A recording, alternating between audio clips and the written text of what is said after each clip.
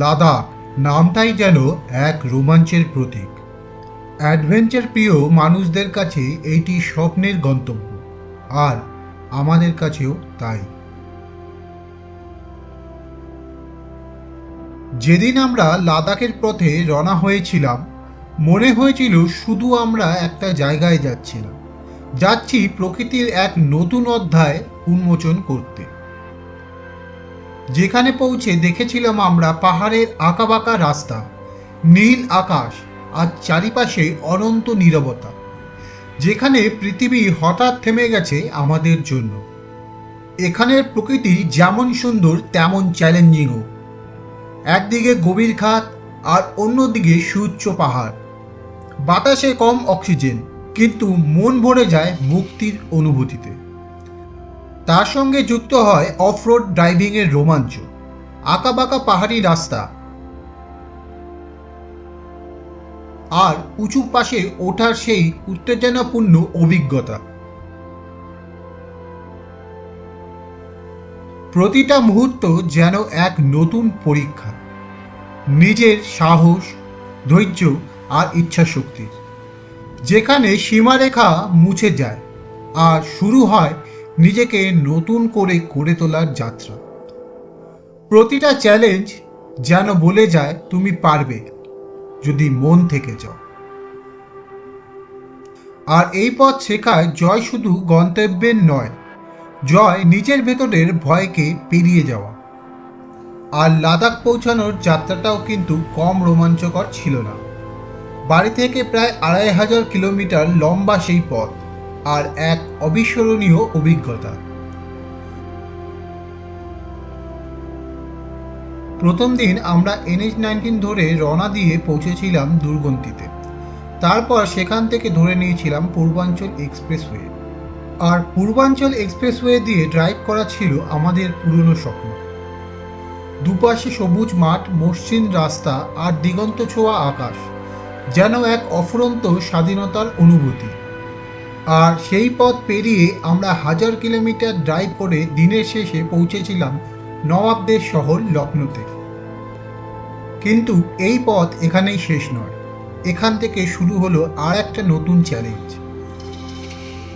আর আজকে তোমাদের আমরা নিয়ে যাব এই এপিসোডে লখনৌ থেকে লুধিয়ানা পর্যন্ত, প্রায় 1000 কিলোমিটারের ড্রাইভ। আর তোমাদের সঙ্গে শেয়ার করব আগ্রা লখনৌ আর যমুনা এক্সপ্রেসওয়ে দিয়ে ড্রাইভ করার অভিজ্ঞতা। একটা পথ আর অসংখ্য স্মৃতি, প্রতিটা কিলোমিটার যেন আরও কাছে নিয়ে যাচ্ছিল আমাদের স্বপ্নের গন্তব্য লাদাখের দিকে। আজকের এই এপিসোডে তোমাদের সঙ্গে সেই যাত্রাপথের গল্পটাই শেয়ার করব। আর বেশি দেরি না করে চলো শুরু করি আমাদের লাদাখ যাত্রা। আর তোমাদের এই এপিসোডগুলো কেমন লাগছে অবশ্যই বলো। আর ভিডিওটা যদি ভালো লাগে তাহলে অবশ্যই লাইক, কমেন্ট, শেয়ার করো আর সাবস্ক্রাইব করতে একদমই ভুলো না।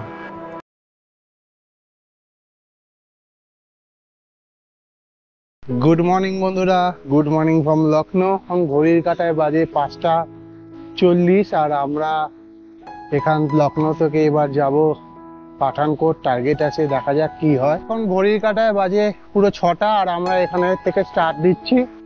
এখন এখান থেকে বেরিয়ে আমরা লখনৌ আগ্রা এক্সপ্রেসওয়ে ধরবো। আজ রক্তিম দা, গুড মর্নিং। আজকে অনেকটা ড্রাইভ, কিন্তু 1000 কিলোমিটার আমাদের আর কি পাঠানকোট কি টার্গেট আছে। হ্যাঁ, দেখা যাক কতটা যেতে পারি। তাই জন্য আর কি আমরা 3:30 নাগাদ বেরোনোর প্ল্যান ছিল, কিন্তু কালকে এতটা হেকটিক জার্নির জন্য আমরা পুরো সবাই এত ঘুমিয়ে পড়েছি যে কিছু বলার নেই। আমরা অ্যালার্মও কখন বেজে গেছে বুঝতে পারিনি। হঠাৎ 4:30 নাগাদ ঘুম ভেঙে মনে হচ্ছে যে আরে কতটা দেরি হয়ে গেল।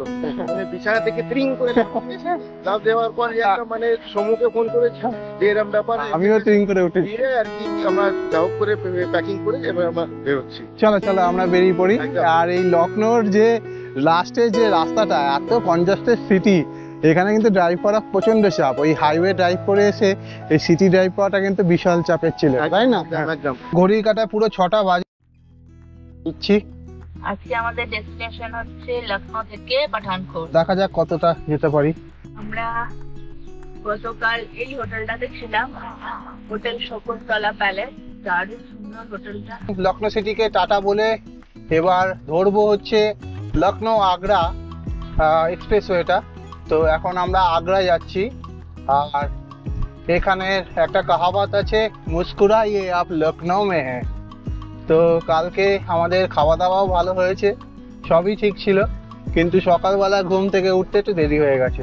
তো এনিওয়ে আমরা এখন বেরাচ্ছি, কারণ ঘড়ির কাঁটায় পাক্কা আচ্ছা, কালকে 9:10। তুমি এই বাড়ি থেকে ভদ্রেশ্বর থেকে যে এত লকডাউন অব্দি যে এলে গাড়ি চালিয়ে, তো তোমার ড্রাইভিং এর এক্সপিরিয়েন্স কিরকম ছিল? আমাদের ওয়েস্ট বেঙ্গলের হাইওয়েগুলো যথেষ্ট ভালো ছিল, ওখানে আমার চালাতে কোনো রকম ব্রেক পেতে হয়নি। বা ঝাড়খণ্ডের রাস্তা খুব অসাধারণ ছিল, কিন্তু খালি যখন আমরা বিহারের এন্টার করলাম তখনই কিন্তু বিভিন্ন ডাইভারশন, তার মধ্যে রাস্তায় প্যাচ ওয়ার্ক করা হাইওয়েগুলোতে, ওইখানটা কিন্তু আমাদের মেইনলি টাইমটা নষ্ট হয়েছে। আর একটা খুব অনেকটাই। এক্সস্টেড লাগছিল যখন আমরা পূর্বাঞ্চল এক্সপ্রেস ওয়েকে কানেক্ট করার জন্য ওই দুর্গন্তি রাস্তাটায় ড্রাইভ করছিলাম। তো ওই রাস্তাটা তো ওয়ান ওয়ে রাস্তা, আর তাছাড়া ওখানে এত বাম্পার আর এত কনজাস্টেড, আর মাঝখানে জ্যামও ফেসেছিলাম। ওই জায়গাটা কিন্তু মানে খুব ডিফিকাল্ট ছিল মানে ড্রাইভ করা, আর রাস্তার দিকে আর ভালো লাগছিল না। এবং যখন পূর্বাঞ্চল এক্সপ্রেসওয়েতে হিট করলাম তখন তো একটা আলাদাই এক্সপিরিয়েন্স মানে ছিল, এক্সাইটমেন্ট ছিল, অনেক দিন ধরে চালানোর ইচ্ছে ছিল। তো প্রথম তো 100-150 কিলোমিটার ভালোই ছিল, তারপরে কিন্তু ওই পূর্বাঞ্চল এক্সপ্রেসওয়েটা বোরিং লাগতে শুরু করেছিল। একভাবে চালাচ্ছি 100-তে, মানে আমার গাড়ির কাঁটা ওই 90-এর নিচে কোনো সময় নামেনি। দারুণ টেনেছি ওখানে, যাই হোক ওটা এনজয় করেছি। আর পূর্বাঞ্চল এক্সপ্রেসওয়েতে কিন্তু পেট্রোল পাম্প যে খুব একটা রাস্তায় আছে তা হ্যাঁ, নয়, এটা কিন্তু একটা exactly. ইম্পর্টেন্ট ব্যাপার। হ্যাঁ, তোমরা চেষ্টা করবে যে পূর্বাঞ্চল ওঠার আগে পেট্রোল ভরিয়ে নেবার। আছে কিন্তু অনেকটা দূরে, মানে তোমাদের টেনশন, এসে আবার করতে হবে অনেকটা হ্যাঁ চাপের তোমাদের ব্যাপার। টেনশন কাজ করবে যে পেট্রোল পাচ্ছি না, পাম্প পাচ্ছি না। কিন্তু সবচেয়ে বেটার হচ্ছে টেনশন ফ্রি ড্রাইভ করার জন্য তোমরা আগে থেকে ভরিয়ে নাও। তো এখন ছিল গুগল ম্যাপ। তো চলো আমরা গুগল ম্যাপে এখান থেকে দিয়েছি হচ্ছে আগ্রা ভায়া লখনৌ আগ্রা এক্সপ্রেসওয়ে। তো এই রুটটা আগ্রা সিলেক্ট করে আমরা এগাচ্ছি। তারপরে আগ্রা থেকে আবার পরে ব্রেক করে আবার গুগল ম্যাপটা সেট করব। তো তোমরা যারা গুগল ম্যাপ সেট করবে তারা কিন্তু ওই একবারে মারবে না, নিয়ারেস্ট ডেস্টিনেশন হ্যাঁ, দিয়ে তোমরা কয়েকটা পার্টে ভাগ করে সেইগুলোকে মারবে, দেখবে তাতে সুবিধা হবে। আমরা কালকে এই জায়গাটা দিয়েই ঢুকেছিলাম, আর এই জায়গায় আমি মোটামুটি 4-5 বার মানে খালি সিগন্যাল খেয়েছি। এখানে সিগন্যালটা আমরা বুঝতেই পারছি না যে কোন দিকে যেতে বলছে বা কোন দিকে যাব। মানে সঙ্গে সঙ্গে সিগন্যালটা অন হচ্ছে, গ্রিন হচ্ছে, আবার সঙ্গে সঙ্গে অফ হয়ে যাচ্ছে। মানে এইখানে আমার, হ্যাঁ। তো চলো আমরা এখানে থাকি। এই দেখো এইখানে দিয়ে দিয়েছে, এইখান থেকে এন্ট্রি নিয়েছিলাম এক্সপ্রেসওয়ে দিয়ে, তো এইখান দিয়ে আবার এক্সিট করছি। লখনৌ আগ্রা এক্সপ্রেসওয়ে, এই আমরা এখন বাঁ দিকে চলে যাব। দেখো তোমরা যারা আসবে লখনৌ থেকে সিলেক্ট করবে আগ্রা, তাহলেই তোমাদের এই ডেস্টিনেশনটা দেখিয়ে দেবে। দেখো এইখানে রাস্তাটা দেখো কি সুন্দর, পুরো গোল করে ঘুরবে, ঘুরে আমাদের এই লেখা আছে দেখো আগ্রা, ব্যাস। আর ওই সামনে রক্তিমদাদের গাড়ি যাচ্ছে, সামনের লাল গাড়িটা আমাদেরই গাড়ি, আমাদের ট্রাকের গাড়ি। রক্তিমদার। তো আমরা অলমোস্ট একই সময় স্টার্ট করেছিলাম, কিন্তু রক্তিমদারা একটু পরে জয়েন করেছে আমাদের। এবার আমরা পড়ে গেলাম লখনৌ আগ্রা এক্সপ্রেসওয়েতে। আজকে আমরা মূলত 3টে এক্সপ্রেসওয়ে ধরবো। প্রথমটা হচ্ছে লখনৌ আগ্রা, এখন আগ্রা অবধি যাব। তারপরে আগ্রার পর ধরবো হচ্ছে যমুনা এক্সপ্রেসওয়ে, সেইটা আমাদের নয়ডা অবধি নিয়ে যাবে আগ্রা থেকে। আর তারপরে ধরবো হচ্ছে ইস্টার্ন পেরিফেরাল এক্সপ্রেসওয়ে। এখন আমার গাড়িকে ক্রুজ কন্ট্রোলে দিয়ে দিয়েছি, আর এখানে ক্রুজে চলছে 99-এ ক্রুজ সেট করে দিয়েছি, আর মিডিল লেনটা দিয়ে যাচ্ছি। তো আজকে আমাদের অনেকটাই জার্নি, প্রায় 1000 কিলোমিটার। কালকেও অলমোস্ট 1000 কিলোমিটার মতো ছিল। তো আজকে শুরু থেকেই এই রাস্তা দিয়ে স্পিডটা মেনটেন করে যেতে হবে। লখনৌ আগ্রা এক্সপ্রেসওয়ের এই এন্ট্রি গেট, তো এইখানে জাস্ট এন্ট্রি হবে, আর তারপরে যেখান থেকে এক্সিট করব তো সেইখানে অ্যাকচুয়ালি টোলটা কাটে। তো এক্সপ্রেসওয়ে নিয়মগুলো হচ্ছে তাই, যে এন্ট্রির সময় কোনো চার্জ কাটে না, আর যখন যেখান দিয়ে এক্সিট হবে সেই হিসেবটা ক্যালকুলেট করে সেই অনুযায়ী চার্জ কাটে। তো জাস্ট এন্ট্রি হয়ে গেল, এবার আমরা যাব আপ টু আগ্রা অব্দি। লখনৌ আগ্রা এক্সপ্রেসওয়েটাকে তাজ এক্সপ্রেসওয়েও বলে। এর ডিস্টেন্সটা হচ্ছে 302 কিলোমিটার মতো লম্বা। তো আমরা চেষ্টা করছি যে এটা একবারেই বেরিয়ে যাবার। হ্যাঁ হ্যাঁ, যদিও রাস্তাটা খুব বোরিং। লখনৌ আগ্রা এক্সপ্রেসওয়ের উপর দিয়ে যাচ্ছি, আর এখানে সেই প্রত্যেকটা এক্সপ্রেসওয়ের ওপরই রানওয়ে এখন তৈরি হয়েছে। কেন, যুদ্ধকালীন সময় যদি কোনো কারণে মেন রানওয়ে গুলোকে ডিস্ট্রয় করে দেয় এনিমি, তাহলে অন্তত আমাদের ফাইটার প্লেনগুলো এখান থেকে ল্যান্ড বা টেক অফ করতে পারবে। দেখো কি চওড়া রাস্তা, আর এখানে দারুণ লাগছে ভিউটা। এইখানে কিন্তু সব জায়গায় দাঁড়ানো যায় না, এখানে রেস্টিং এরিয়া আছে। আর এই দেখো এখানে বোর্ডে লেখা আছে রেস্টিং এরিয়াতে তোমরা কি কি পাবে। পেট্রোল পাম্প আছে, ডাইনিং আছে, তারপর টয়লেট আছে, মেডিকেল ফেসিলিটি আছে, প্লাস পার্কিং আছে। তো একটা আমাদের সঙ্গে ইনসিডেন্ট হয়েছে, সেটা হলো আমাদের রেঞ্জ দেখাচ্ছে পেট্রোলের 155 কিলোমিটার, তো অনেকটা কমে গেছে রেঞ্জটা। এবারে আমরা অনেকক্ষণ ধরে দেখছি লেফট সাইডে কোনো রকম পেট্রোল পাম্প নেই। তো আমরা কি করব, এখানে যে হেল্পলাইন নাম্বারগুলো কিছু দূর ছেড়ে ছেড়েই লেখা আছে, সেটা হচ্ছে 14449, ওটাতে ফোন করলাম, কোনো কিছু নট রিচেবল বললো। তারপরে আবার একটা নাম্বারে ফোন করলাম, সেই নাম্বারে ফোন করে আমরা জিজ্ঞেস করলাম যে আমরা যেটাতে ছিলাম 160-র কাছাকাছি, ওইখানে লেফট সাইডে কিন্তু মার্কিং করা আছে যে কতটা, হ্যাঁ, যে কতটা তোমরা কভার করেছো। তো আমরা তখন 160-র কাছাকাছি ছিলাম, একটা হেল্পলাইন নাম্বারে ফোন করলাম, ফোন করে বললাম যে আমরা এরকম 160-তে আছি, নিয়ারেস্ট পেট্রোল পাম্প কোথায় আছে। তো তখন ওরা বলল যে 104-এ আছে, আপনারা 160-তে আছেন, 104-এ পেট্রোল পাম্পটা আছে। তো সেই যে হেল্পলাইন নাম্বারটা, ওই নাম্বারটা তোমাদের সঙ্গে শেয়ার করবো, যাতে পরবর্তীকালে তোমাদের যদি কিছু প্রবলেম হয় তোমরা যাতে সেটাতে হেল্প পাও। এখন আছি লখনৌ আগ্রা এক্সপ্রেসওয়ের উপর, আর এখান থেকে এক্সিট পয়েন্টের ডিস্টেন্স হচ্ছে ওই 117 কিলোমিটার মতো। তো আমরা আমাদের যে ফুয়েল রেঞ্জ আছে সেটা দেখাচ্ছে 119। সোলাঙ্কি টোল ফ্রি নাম্বারে কল করেছিল, তো বললো যে ওখানে 104-এ আর কি আছে হচ্ছে পেট্রোল পাম্প। তো চলো আগে দেখতে থাকি। আর এই দেখো এখানে লাইট দেওয়া আছে, কি সুন্দর অদ্ভুত লাগছে দেখতে। এই সামনেই আসছে রেস্টিং এরিয়া, আর এখানে সিএনজিও পেয়ে যাবে তোমরা। বোর্ড লাগানোই আছে, medical facility, parking facility, toilet, breakfast, dinner, petrol pump, mechanical জিনিসপত্র সবগুলো সিম্বল দেওয়া আছে। তো আমরা এসছি এখানে পেট্রোল ভরাতে, ফুল ট্যাঙ্ক করিনি। আর যেহেতু এখানে ইউপি, তাই জন্য এখানে 95.3 করে, আর এটা ভরা ফুল ট্যাঙ্ক করিনি এখান থেকে। আমাদের তেল ভরানো কমপ্লিট, মোটামুটি 36 লিটার তেল হলো, আর 3452 টাকা 44 পয়সা। আমরা এখন দাঁড়িয়ে আছি লখনৌ আগ্রা এক্সপ্রেসওয়ে পেট্রোল পাম্পে। তো দুটো গাড়ির পেট্রোল ভরানো হয়ে গেল, এবার আমিও ফুল ট্যাঙ্ক করে নিলাম, কিন্তু আমি নর্মালটা নিলাম। তেল ভরানো হয়ে গেল, এবার এখানে যাচ্ছি ফুড কোর্টে, দেখা যাক এই ফুড কোর্টে কি পাওয়া যায়। ওই আগে থেকে নেব টার্নিং। এই দেখো এখানে পার্কিং এরও জায়গা আছে অনেক, তো এখানে পার্কিং করে তারপর আমরা ঢুকবো ফুড কোর্টে, দেখা যাক কি খাবার পাওয়া যায়। তো আমরা এখন এসছি ফুড কোর্টে, এই গাড়িটা পার্কিং করে দিলাম এখানে। আর এই যে ফুড কোর্ট, এখানে পরপর গাড়ি রাখা, আর ওই এক্সপ্রেসওয়েটা, এখান থেকে আবার ধরে নেব এক্সপ্রেসওয়েটা। তো চলো ভেতরে যাই, দেখি সোলাঙ্কি আর পুকুর আছে, দেখি কি খাবার পাওয়া যায় ভেতরে। এখানে অর্ডার করলাম হচ্ছে ইডলি, আমি আর পুকু ইডলি খাবো।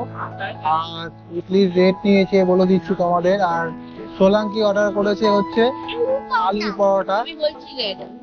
দেখেছি 140 করে ইডলি, ইডলি হচ্ছে 140, আর আলু পরোটা 140। 140। আর এই চায় খাচ্ছি এই চা, এই যে ভাঁড়গুলো দেখো, বিশাল বড়, 50 টাকা করে এক একটা ভাঁড়ের চা। একটা ভাড়ে চা 50 টাকার চা। আর costly, little bit costly, taste ভালো। তো সোলঙ্কির আলু পরোটা চলে এসছে, জাম্বো সাইজের আলু পরোটা দিয়ে বলতে কেমন, দিয়ে বলছে, তার সঙ্গে আচার দিয়েছে দই আর দিয়ে দই দিয়েছে। কেমন? ভালো। খুব ভালো খেতে। আমাদের ব্রেকফাস্ট কমপ্লিট হয়ে গেল। এবার আমরা এখান থেকে বেরিয়ে যাব আগ্রার দিকে, তারপর যমুনা এক্সপ্রেসওয়ে ধরবো। এখন ঘড়ির কাঁটায় বাজে 9:26, আর আমরা এবার স্টার্ট দেব আগ্রার দিকে। আর আমরা লখনৌ থেকে বেরিয়েছিলাম ভোর 6টায়, কিলোমিটার মতো আসতে পেরেছি। তো চলো এবার স্টার্ট দিই। এবার কিন্তু প্রচন্ড টানতে হবে, কেন আজকে সময় একদম নষ্ট করা যাবে না, কেন আজকে আমাদের 1000 কিলোমিটারের ড্রাইভ আছে। এবার এক্সিট নিচ্ছি এখান থেকে, এবার এক্সপ্রেসওয়েটা ধরে নেব। আর চলো, এখানে কিন্তু সিএনজিও পাওয়া যায়, সিএনজিও। তো চলো এখান থেকে এবার কানেক্ট করে নিচ্ছি এক্সপ্রেসওয়েকে। এবার আমরা মোটামুটি আবার টানবো অনেকটা, যতটা পারবো।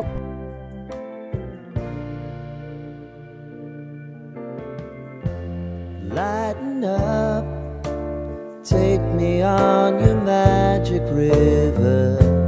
Tell me all your dreams align.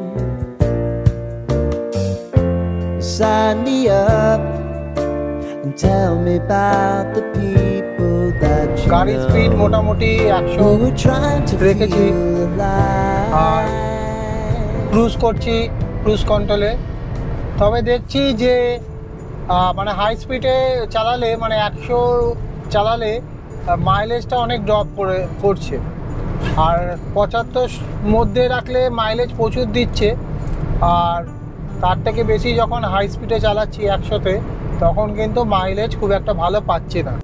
এই এক্সপ্রেসওয়েতে কিন্তু দুটো ডাইভারশান পেলাম, দুটো ডাইভারশান আমরা অলরেডি পেলাম। একটা আগে পেয়েছিলাম, এখন এখানে একটা ডাইভারশান। তো হয়তো রাস্তাগুলো রিপেয়ারের কাজ চলছে, তো ওই জন্য ডাইভার্ট করে রেখেছে। ওই 4-5 কিলোমিটারের বেশি এইটা ডাইভারশানটা দেখতে পাচ্ছি, অনেকটা ডাইভার্ট করা আছে, পরপর ডাম রাখা আছে। তো এখান থেকে রাস্তাটা এতটাই স্ট্রেট যে অন্তত 3 কিলোমিটার অবধি সোজা দেখা যাচ্ছে একদম। যমুনা নদীর ব্রিজ পার হচ্ছি, আর যমুনা চলে এলো। তলা দিয়ে কিন্তু যমুনা নদী বয়ে যাচ্ছে, আর আমরা যমুনা নদীর ব্রিজটাকে ক্রস করলাম। লখনৌ আগ্রা এক্সপ্রেসওয়ে বা তাজ এক্সপ্রেসওয়ে এক্সিট পয়েন্ট চলে এসছে। তো এখানেই টোলটা কেটে নেবে, টোল কেটে নিল। এইখান থেকে যদি আমরা লেফট সাইডে চলে যাই তাহলে আগ্রার দিকে চলে যাচ্ছে, আর এইখান থেকে এবার যদি আমরা রাইটে রাখি তাহলে সেটা দিল্লির দিকে চলে যাচ্ছে। তো আমরা এখান থেকে রাইটে রাখলাম দিল্লির দিকে। তো এখান থেকে আগ্রাটা কেটে গেল, আর আমরা এখন যাচ্ছি দিল্লির দিকে। দিল্লির দিকে গিয়ে যমুনা এক্সপ্রেসওয়ে ধরবো। এবার এই রাস্তাটা পুরো টার্ন করে আমাদের যমুনা এক্সপ্রেসওয়েতে তুলে দেবে। আমরা মোটামুটি 6টায় বেরিয়েছিলাম, আর এখন বাজে 10:36।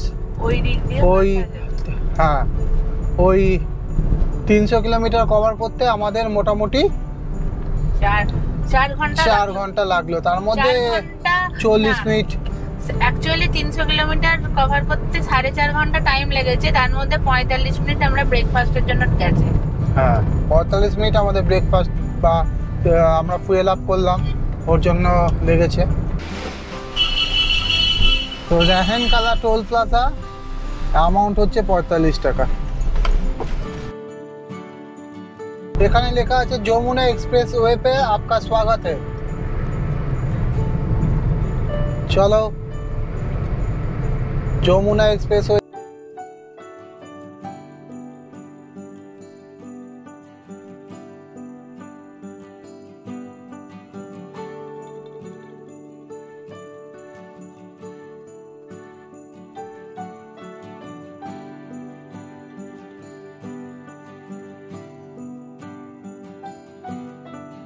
আমরা সকালবেলা শুরু করেছিলাম লখনৌ থেকে সকাল 6টায়। আর প্রথমে আমরা আগ্রা লখনৌ এক্সপ্রেসওয়েতে চালাচ্ছিলাম, তারপরে আমরা ধরলাম যমুনা এক্সপ্রেসওয়ে। তো এই যমুনা এক্সপ্রেসওয়ের বেশিরভাগ রাস্তাই হচ্ছে ঢালাইয়ের। তো ঢালাই রাস্তার একটাই অসুবিধা, সেটা হচ্ছে চাকাটা খুব গরম হয়ে যায়। তো তাই জন্য তোমাদের বলবো, তোমরা যারা লং ড্রাইভে যাও বা যারা 500-700 কিলোমিটার পার ডে চালাও বা চালাবে, তাদের বলবো তারা বেরোনোর আগে যেন নাইট্রোজেন অবশ্যই ফিল করে দিও। তো এই যে দেখো তোমরা, বাঁ দিক দিয়ে চলে গেছে মথুরা, বাঁ দিকে যদি চলে যায় তাহলে মথুরার দিকে চলে যাবে, আর এই দিকে চলে যাচ্ছে আলিগড় আর দিল্লির দিকে। তো আমরা একদম সোজাই আছি দিল্লির দিকে, আর আমার বাঁ দিক থেকে চলে গেল মথুরা।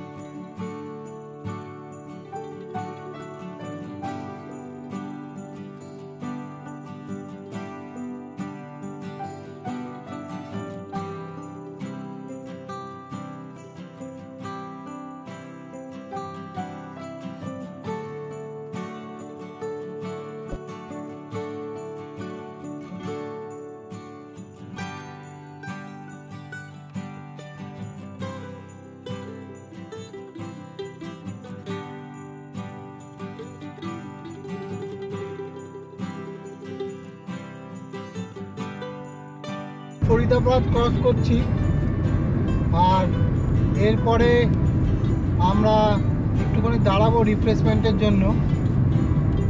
তারপর আমরা ইস্টার্ন বা ওয়েস্টার্ন পেরিফেরাল হয়ে দিল্লিটাকে বাইপাস করব।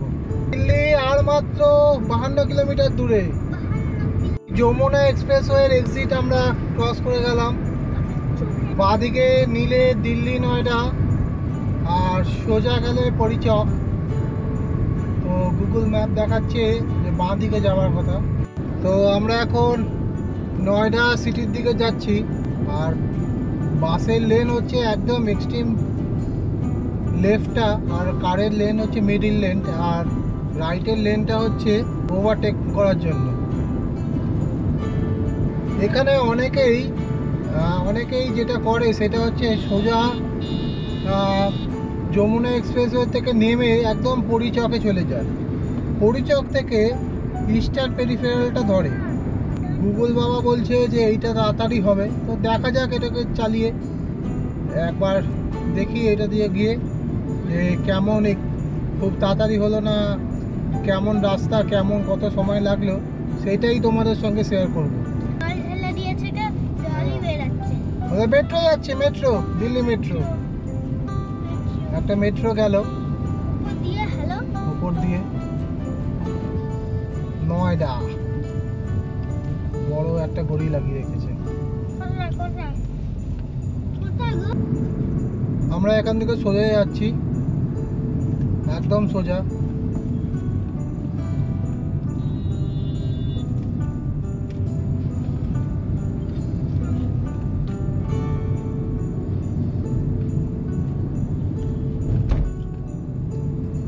Thank you for kind visit. বন্ধুরা, আমাদের একটুখানি ভুল হয়ে গেছে। আসলে গুগল ম্যাপটা সেট করে পাঠিয়েছিল রক্তিমদা আমাকে, আমি আর খেয়াল করিনি। তো ওই ম্যাপটা ডাইরেক্ট আমাদের যেখানে হোটেল নেওয়া হয়েছে সেটা মেরেছে। তো এইটা দিল্লির ভেতর দিয়ে একদম নিয়ে গেছে। তো এখানে তো ট্রাফিক বহুত বেশি, তো তোমরা এই ভুলটা করো না। তোমরা একদম প্রথমে তোমরা পরিচক মেরো, মানে যেখান থেকে লখনৌ থেকে যদি আসো তাহলে পরিচক মারো।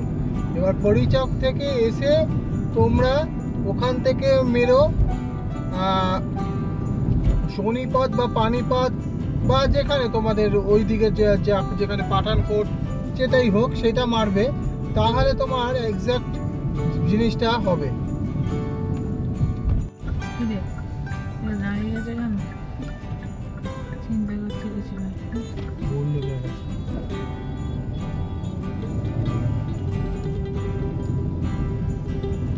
আমরা এখন NH44টা ধরে নেব। এটা জাস্ট কানেক্টারটা পুরো রাউন্ড ঘুরিয়ে আমাদের NH45 তুলে দেবে।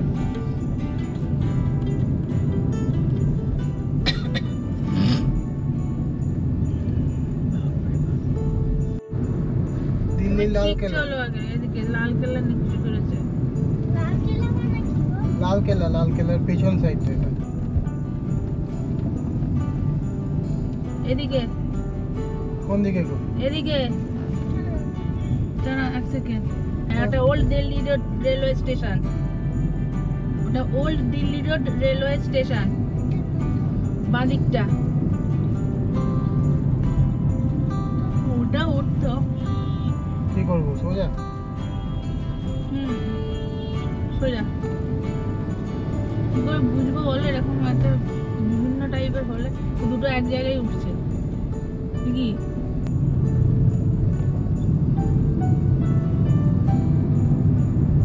তো এখান থেকে দেখাচ্ছে পানিপথ 81 কিলোমিটার।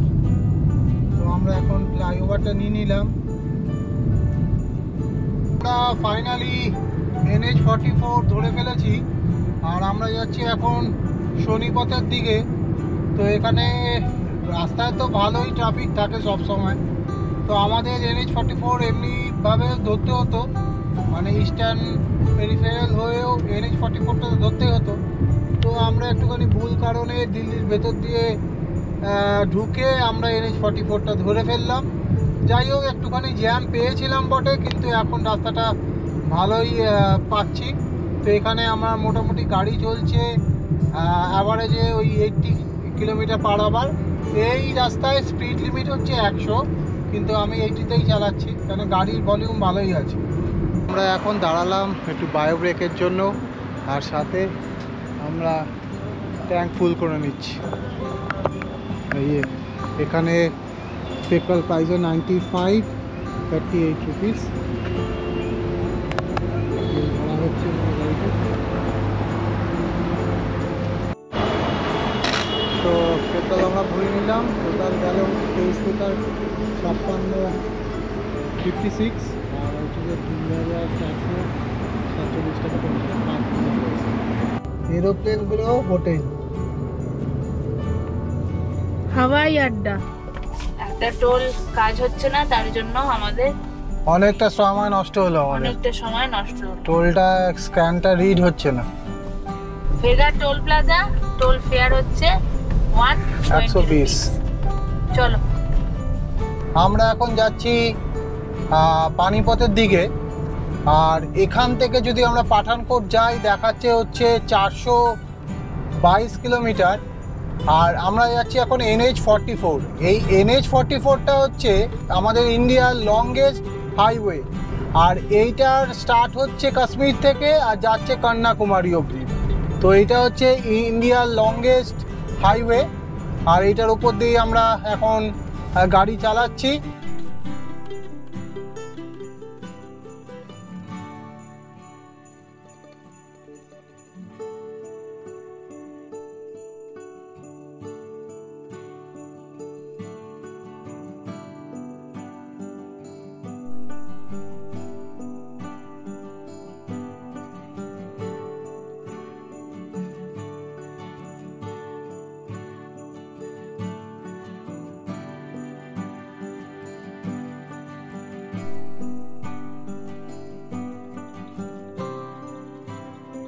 বন্ধুরা, আমরা এখানে দাঁড়িয়েছিলাম অমৃত ধাবা।